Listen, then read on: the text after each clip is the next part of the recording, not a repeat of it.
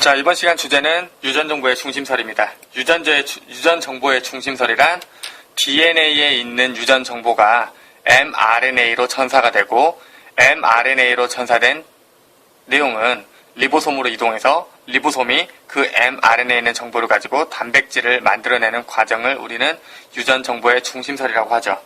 자, 유전정보의 중심설에 대해서 얘기를 하자면 일단 여러분이 알고 있는 DNA는요. DNA는 핵 안에 있습니다. 그리고요. 단백질을 만드는 세포 소기관인 리보솜은 핵 바깥쪽에 있죠.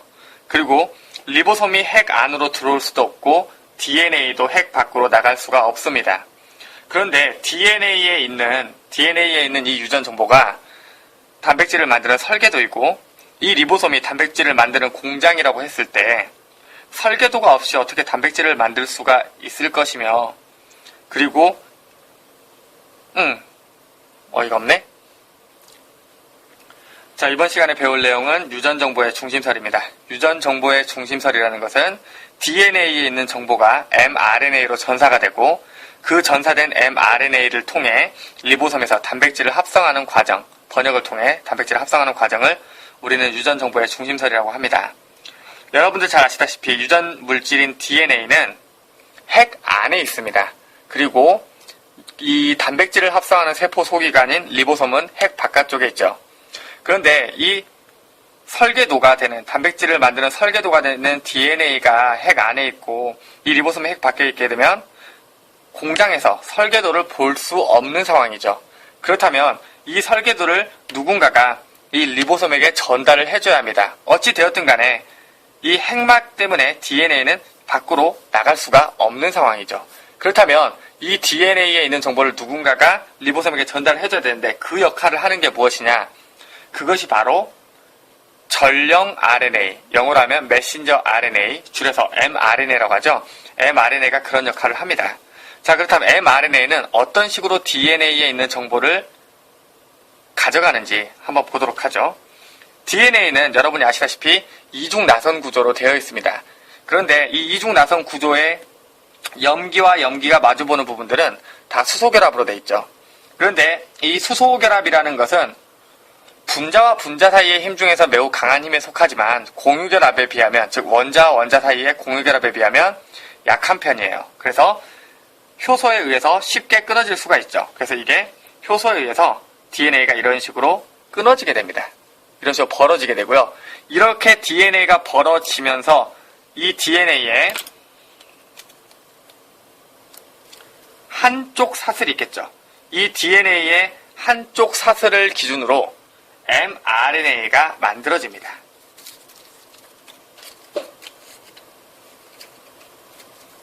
DNA의 한쪽 사슬을 기준으로 mRNA가 만들어지는데 이때는 여러분 잘 아시다시피 DNA에 있는 내용이 mRNA로 전달될 때는 상보적 결합을 하게 되죠. 즉 아데닌과 상보적 결합을 하는 건 뭐죠? 티민이죠. 물론 티민이 맞습니다. DNA에서는요. 그런데 RNA에서는 여러분이 아시다시피 티민 대신에 무엇을 사용하게 되어 있죠? 우라실을 사용하게 되어 있죠. 그러므로 A와 마주보는 것은 U, 우라실이 될 것이고 T와 마주보는 것은 A, 아데닌이 될 것이고 G와 마주보는 것은 사이토신, 사이토신과 마주보는 건 구아닌, 우라실, 아데닌, 사이토신, 그리고 아데닌이 되겠죠. 보다시피 원래의 DNA는 이 모양이었죠. 그런데 DNA를 수소결합을 끊어주면서 반으로 벌려주게 되고 이 벌려진 공간에 이 mRNA가 만들어지게 되는 거죠. 근데 이 mRNA가 만들어질 때는 이렇게 DNA와 상보적 결합을 통해서 만들어진 mRNA가 있죠. 보시다시피 상보적 결합을 하고 있습니다. 이렇게 해서 만들어진 mRNA는 사실상 DNA에 있는 정보를 그대로 복사한 건 아니죠. 보시다시피 DNA 아래쪽 사슬과 비교해 봤을 때 T가 U로 바뀌고 있기 때문에 그대로 복사한 건 아니지만 의미 자체는 그대로 똑같이 가지고 간다라고 할 수 있습니다. 그래서 이 과정을 뭐라고 부르냐면 이 과정을 전사라고 부르게 되죠. 이 과정을 전사라고 부릅니다. 이때 이 전사된 mRNA는 DNA와는 다르게 자유로운 움직임을 보일 수 있게 됩니다. 그래서 DNA에서 다시 분리되어 나온 이 mRNA는 핵막에 있는 구멍인 핵공을 통해 바깥쪽으로 나가게 되죠. 핵막에 있는 구멍인 핵공을 통해서 바깥쪽으로 나가서 리보솜을 만나게 됩니다. 이 리보솜은 여기서 아주 중요한 역할을 하는데 단백질을 만드는 공장의 역할을 한다 그랬죠. 그렇기 때문에 이 리보솜에 mRNA가 장착이 되고 이곳에서 단백질이 합성이 됩니다. 그런데 설계도가 있고 공장이 있다고 해서 모든 물건이 만들어질 수는 없겠죠. 일단 단백질을 만들기 위해서는 단백질의 재료가 필요할 것입니다.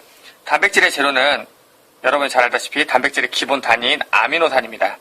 그런데 아미노산은 이 세포질 내에 이렇게 아미노산들이 존재하긴 하지만 이 원하는 아미노산들을 이쪽으로 가져오기 위해서는 아미노산을 가져다 줄 배달원, 그러니까 배달자의 역할을 하는 무엇인가가 필요하죠. 바로 이 아미노산을 배달해주는 역할을 하는 게 트랜스퍼 RNA, 즉 tRNA가 되는 거죠. 이 tRNA는 이 mRNA와 결합할 수 있는 염기를 가지고 있습니다.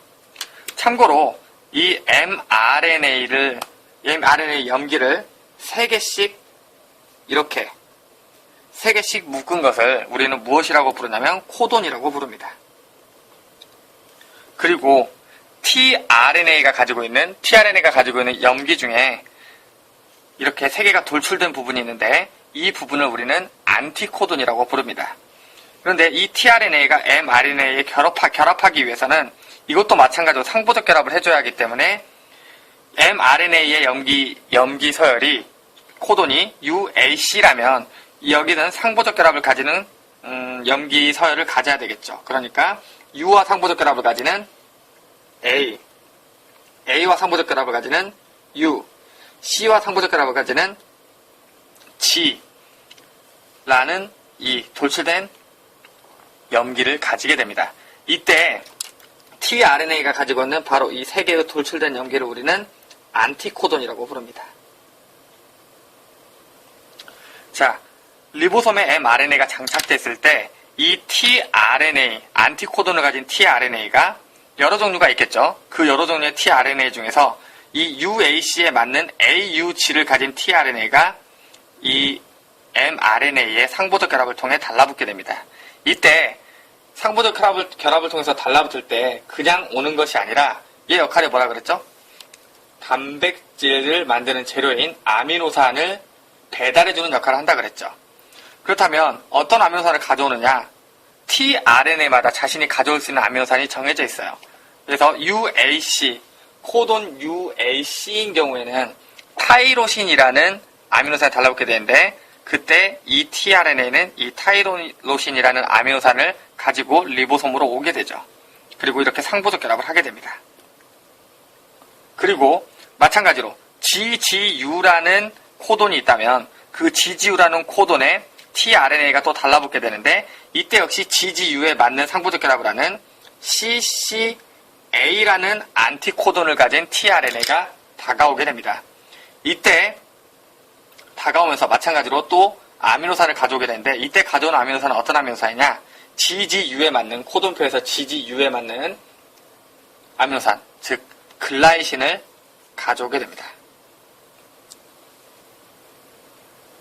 그럼 리보솜은 자신이 가지고 있는 에너지를 이용을 해서 이 타이로신과 글라이신을 펩타이드 결합, 아미노산과 아미노산을 연결시켜주는 이 펩타이드 결합을 시켜주게 되고 그리고 자신의 역할, 배달의 역할을 다 하게 된 tRNA는 다시 바깥쪽으로 나가게 됩니다. 이땐 아미노산을 놓고 나가게 되는 거죠.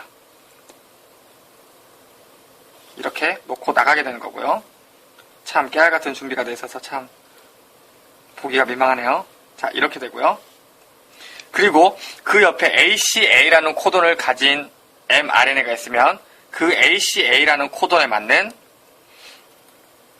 UGU라는 안티코돈을 가진 tRNA가 다가오게 됩니다. 물론 다가올 때는 아미노산을 가지고 다가오게 되죠. 이렇게 다가와서 이쪽과 상보적 결합을 하게 되고요. 이때 또 리보솜은 여기 있는 이 아미노산과 여기 있는 이 아미노산들을 펩타이드 결합을 시켜줍니다. 그리고 자신의 역할을 다한 tRNA는 다시 바깥쪽으로 나가게 되죠. 이 과정을 반복함에 따라서, 이 과정을 반복하게 됨에 따라서 보시는 바와 같이 이렇게 아미노산들이 계속해서 펩타이드 그래프로 연결이 되게 되는데, 이게 바로 단백질을 만드는 기본적인 방법입니다.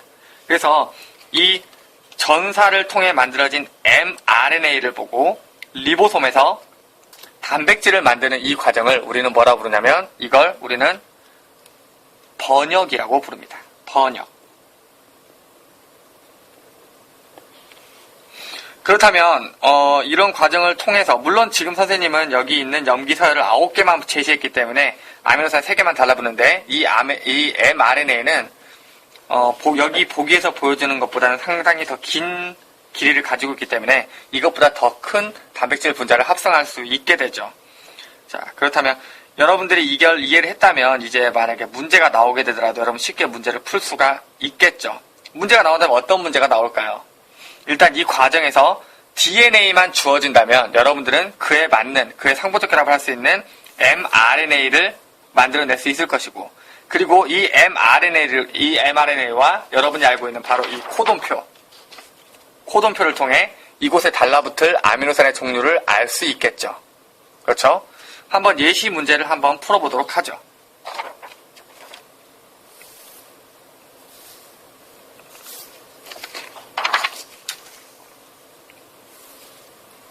자, 예시 문제를 한번 들어보도록 하겠습니다.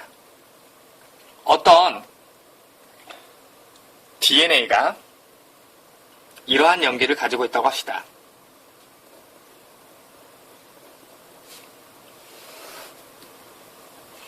편의를 위해서 한쪽 사슬만 그리도록 할게요.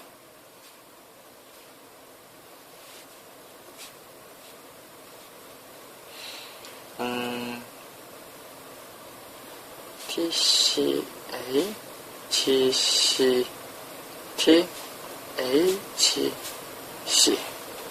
자, 이런 DNA 사슬이 있다고 합시다. 이런 DNA 사슬, 한쪽 사슬을 주어졌을 때 여러분들은 mRNA를 구할 수가 있겠죠.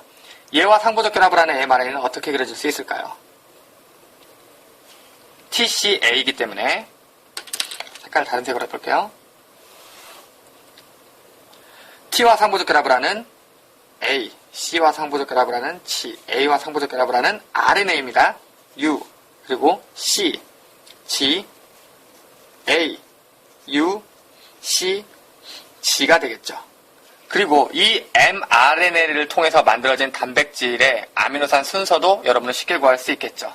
일단 3개씩 묶어서 코돈으로 묶어보면 AGU, CGA, UCG라는 걸 알 수가 있죠. 코돈표를 찾아보면 AGU는 세린이라는 아미노산을 가져오게 되어 있죠. 이건 유전 언어로서 정해져 있는 거죠. 세린. 그리고 CGA라면 아르지닌이라는 아미노산을 가져오게 되어 있습니다. 아르지닌. 그리고 UCG라면 UCG 역시 세린이라는 아미노산을 가져오게 되어 있네요. 자, 보시는 바와 같이 DNA의 염기서열이 TCA, GCT, AGC로 주어진다면 여러분은 이 DNA를 통해 mRNA를 만들어낼 수 있고, 이 mRNA를 통해 만들어지는 단백질의 아미노산 순서를 쉽게 구해낼 수가 있습니다.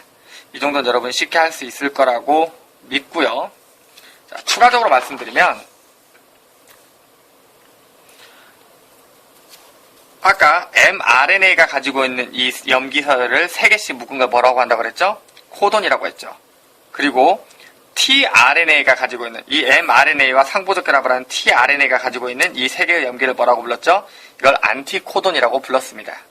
그리고 DNA 역시 DNA에 있는 정보를 3개씩 묶어서 표현할 수가 있는데, DNA의 정보를 3개씩 묶어서 표현한 것을 우리는 뭐라고 부르냐? 이걸 트리플렛 코드라고 부릅니다.